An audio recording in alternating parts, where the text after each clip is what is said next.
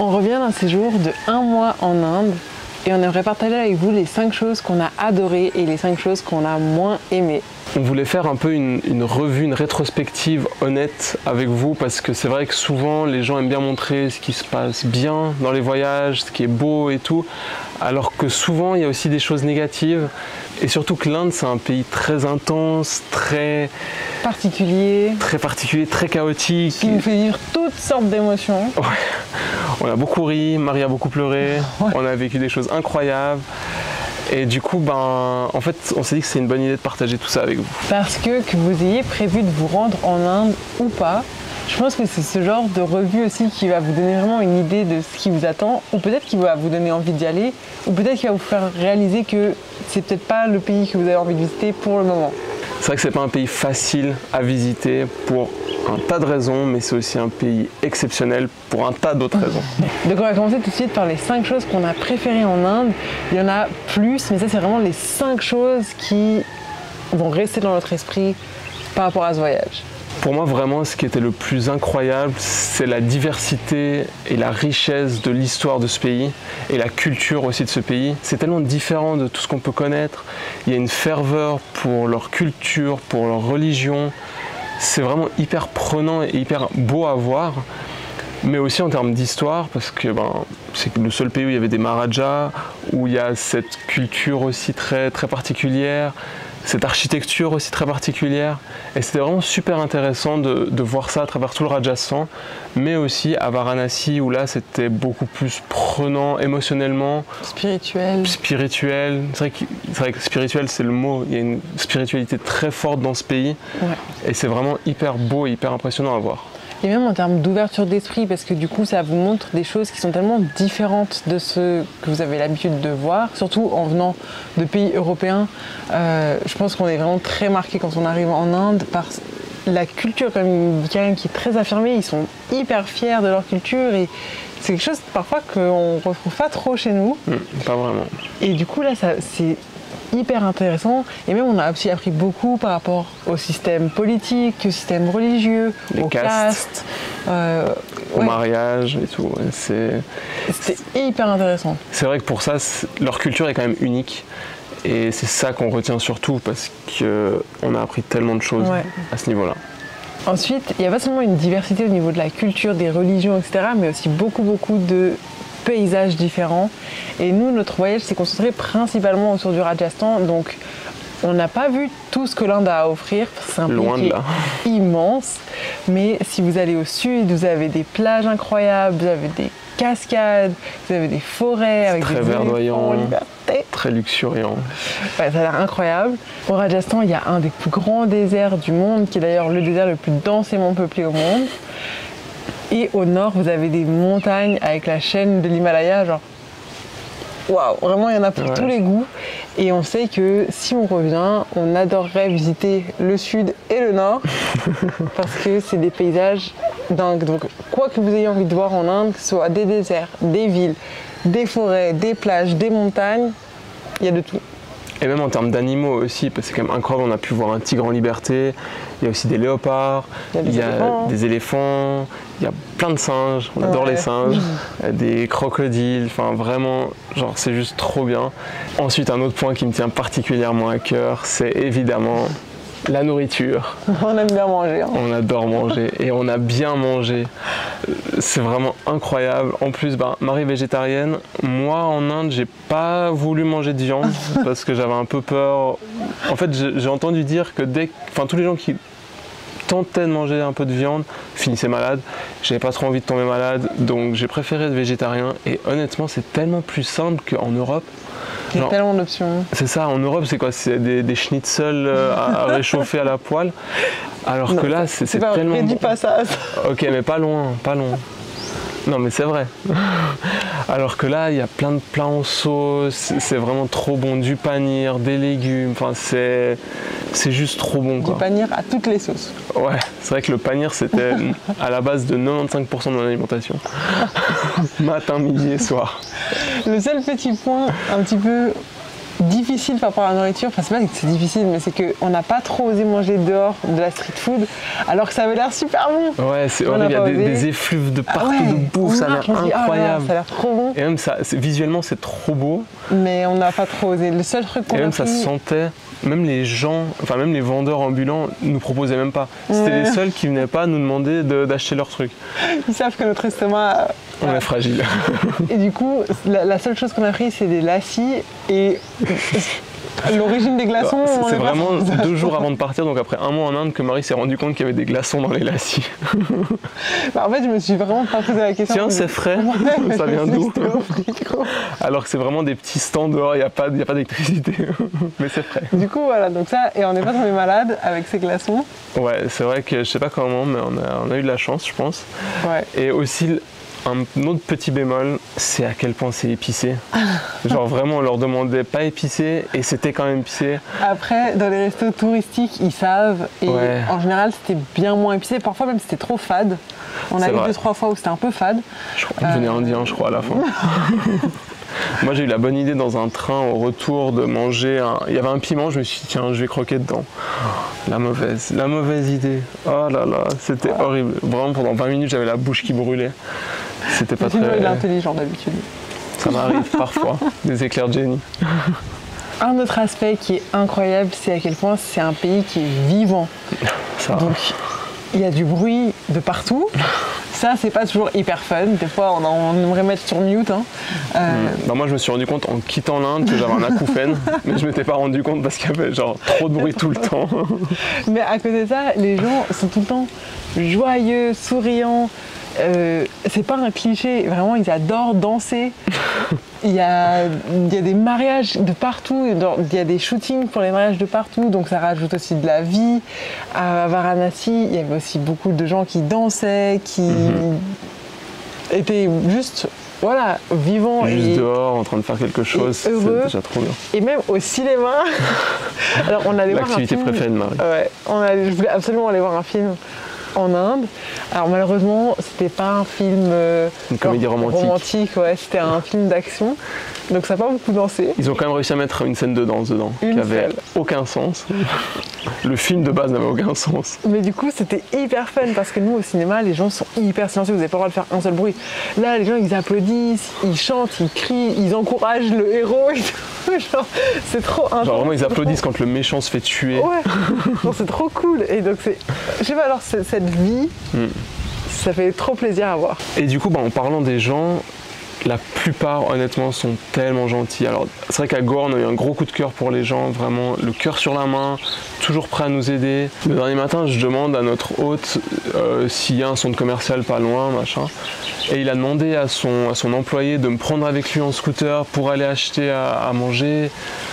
Alors, vraiment, plein de trucs. Il nous a conduits, genre, assez loin pour aller retirer de l'argent. Enfin, vraiment hyper sympa. Et tout le monde était super gentil, hyper bienveillant.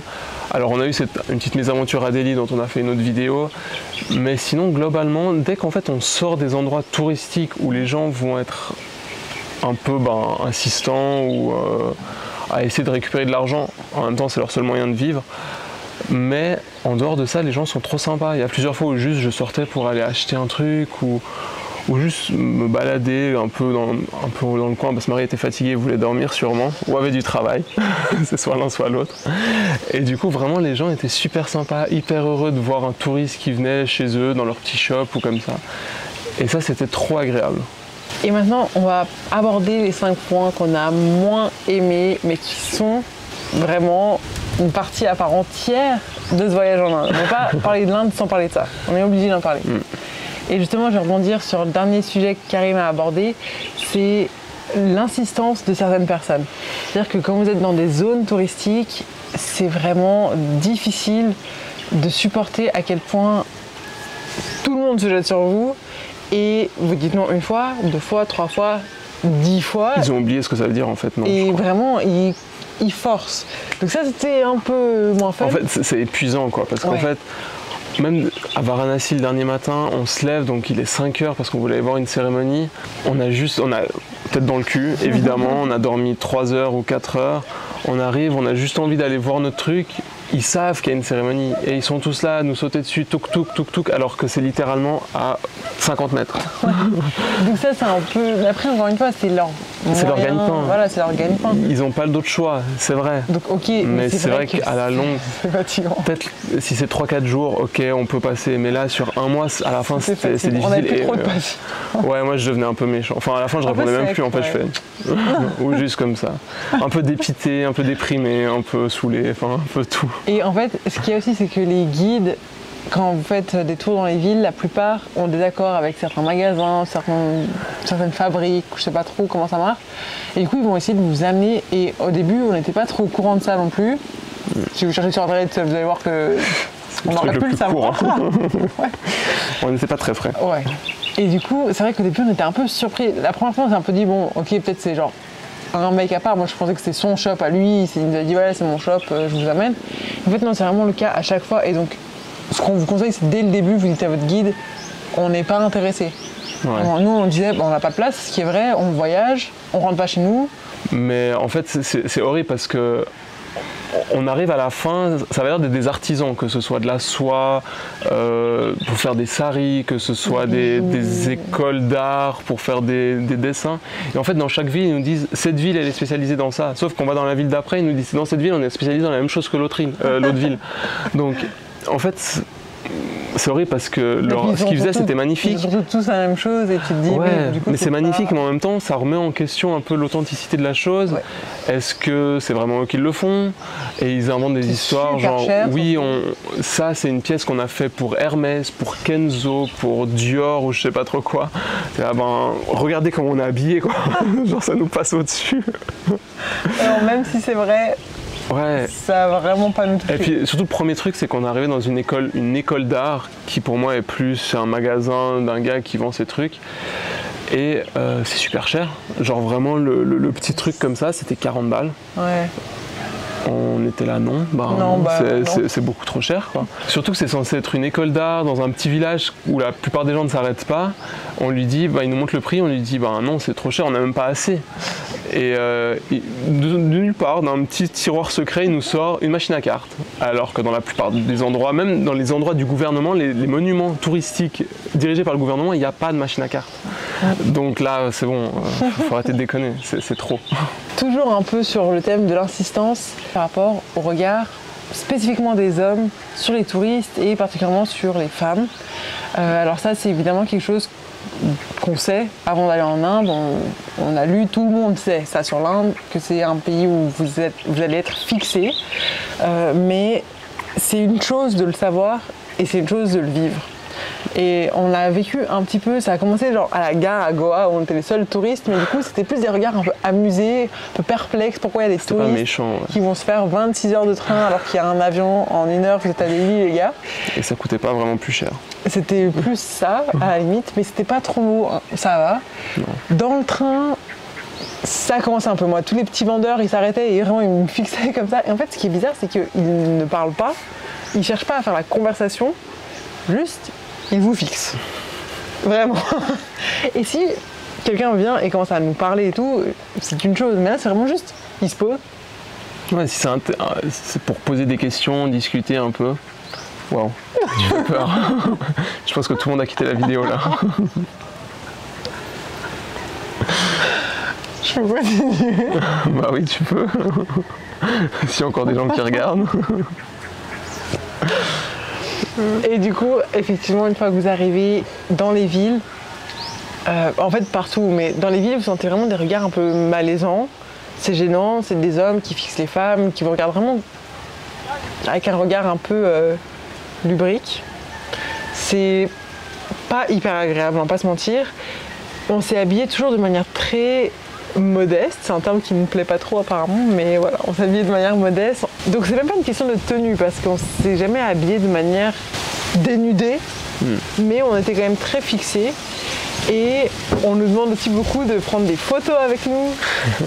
Alors on s'est un peu prêté au jeu au début, Et sur la fin, on avait un peu moins de patience. Moi, j'avais un peu moins de patience. Du coup, ça, c'est un truc où ça peut vraiment me mettre mal à l'aise. Moi, ça me mettait mal à l'aise. Après, quand c'était souvent, c'était des jeunes filles, des jeunes, des enfants qui étaient là, on peut prendre une photo, vous venez d'où? Enfin, c'était sympa, c'était pas méchant. Parce qu'elle discutait aussi avec nous. C'est ça. Il y a une différence entre juste, ou même quand on était à Agra, au Taj Mahal, il y a un gars, il rien dit. Il vient, il prend son téléphone, comme ça.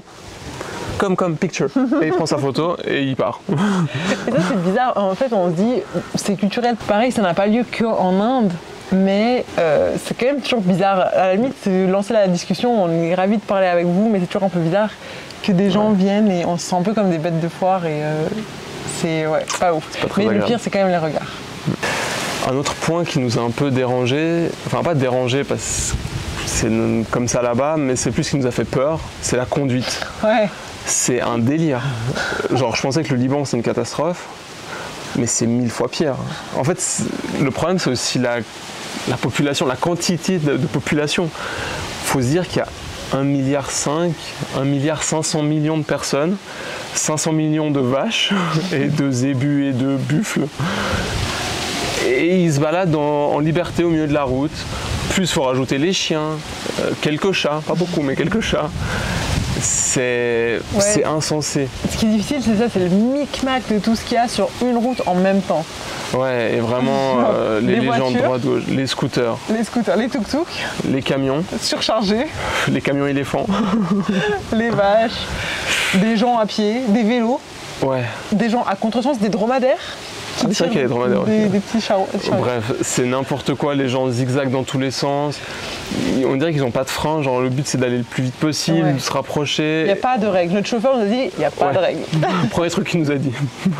Bon, finalement, c'est pas quelque chose qu'on peut dire qu'on n'a pas aimé au sens propre, parce que c'est difficile de dire qu'on n'aime pas ça, mais c'est quelque chose qui est difficile à voir, et c'est la misère et la pauvreté, et c'est quelque chose qui est marquant, et on peut pas juste dire l'Inde c'est super beau, on mange super bien, les gens sont super gentils, sans parler de ça, parce que forcément ça va vous marquer, à part si vous visitez l'Inde en mode avec un chauffeur privé qui vous emmène dans des super logements et vous passez d'un point A à un point B sans vraiment être mis là-dedans. Mais nous, c'est vrai que c'est pas possible de l'éviter, je pense. L'éviter totalement, c'est pas possible. Ouais. Mais il y a moyen de le réduire. Tu peux le réduire. Ouais. Alors que nous, c'est vrai que déjà, on a pris le train, on est allé se promener dans des petites rues. Mais du coup, rien qu'en prenant le train, vous êtes dans les stations, dans les gares. Et c'est là où ça ressort vraiment le plus aussi la misère. Vous avez vraiment des petits-enfants, des femmes enceintes qui dorment par terre avec leur enfant de 2-3 ans encore à côté d'elles. Donc ouais, assez marquant.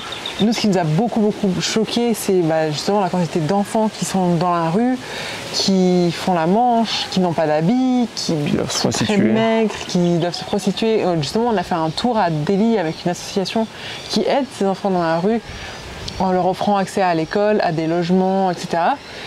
Donc on a fait un tour avec eux pour essayer de comprendre un peu mieux cette situation. Et c'était intéressant, et d'ailleurs on vous recommande si vous avez l'occasion de le faire, parce que ça vous explique ce qu'ils vivent, donc vraiment à quel point c'est difficile. Sachant que c'est un enfant qui est sorti lui-même de la rue, qui vous fait explique le tour. Ça, exactement. Et vous comprenez un peu mieux la situation des enfants en Inde, mais c'est quand même assez catastrophique, parce que même si l'éducation est inscrite dans la Constitution, ce n'est pas du tout encore le cas que 100% des enfants vont à l'école. Loin de là. Loin de là, surtout dans les familles qui sont pauvres, qui n'ont pas forcément les moyens, qui ont besoin que leur enfant aille faire la manche pour gagner de l'argent. Enfin, c'est assez compliqué, mais en tous les cas, c'est difficile à voir. Et même au-delà des enfants, c'est aussi la situation pour tout le monde. Parce que notre chauffeur, donc moi, dans ma tête de naïf, je me dirais qu'un chauffeur, ça va, c'est un bon job, tu travailles dans le tourisme. Son salaire est de 10 000 roupies par mois, c'est-à-dire 112 francs, 112 euros par mois. Donc par année, ça fait l'équivalent d'un SMIC, concrètement. Ouais, c'est chaud.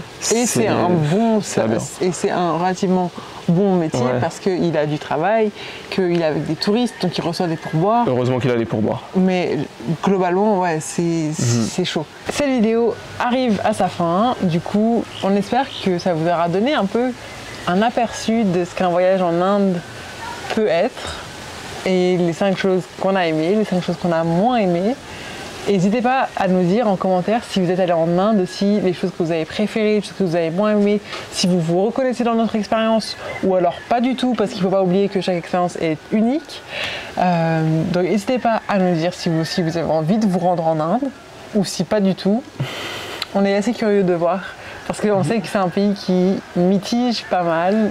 On ne regrette pas du tout d'y être allé. Ça nous a fait sortir de notre zone de confort fois 1000. Et on est reparti avec plein de souvenirs. C'est clair. Mais du coup, si vous avez aimé cette vidéo, n'hésitez pas à mettre un pouce en l'air, à vous abonner. Et à la semaine prochaine pour une nouvelle vidéo. À bientôt!